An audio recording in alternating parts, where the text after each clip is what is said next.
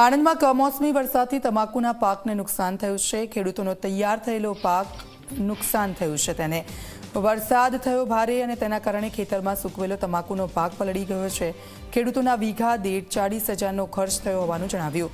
ખેડૂતોએ સરકાર પાસે સહાયની માંગ કરી છે। તમાકુનો પાક ગઈકાલે ઓચિંતું જે વાવાઝોડું અને વરસાદથી તરોતર પંથકમાં એક શું કહેવાય દુઃખની લાગણી પ્રસરી ગઈ છે। અમારી જીવાદોરી સમાન પાક જેના પર અમારો આખા વર્ષનો આધાર છે એવો પાક અત્યારે અમારો પાણીમાં છે અને અમને ખૂબ જ નુકસાન થયું છે। અમને ખેતરમાં જવાની પણ ઈચ્છા થતી નથી એવા અમારા સોનાના પાકને ખૂબ જ નુકસાન થયું છે। સરકાર અમને મદદ કરે એવી અમે અપેક્ષા રાખીએ છીએ, કારણ કે આ જ પાક ઉપર અમારો આખા વર્ષનો ઘરખર્ચ, જીવાદોરી, પ્રસંગ, સુપ્રસંગ કે જે કંઈ અમારા વ્યવહારો છે એ અમે આ તમાકુના પાક ઉપરથી જ કરતા હોય છે।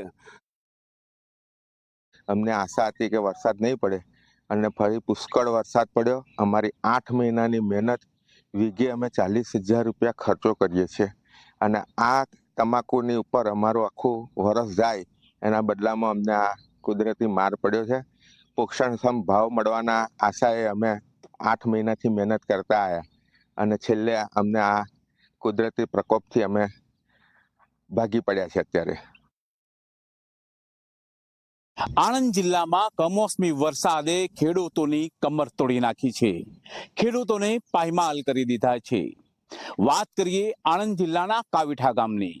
કાવીઠા ગામમાં ગઈકાલે સાંજે વાવાઝોડું ફૂંકાયું અને તેની સાથે વરસાદ વરસ્યો અને આ વરસાદે ખેડૂતોના સ્વપ્નો પર પાણી ફેરવી દીધું।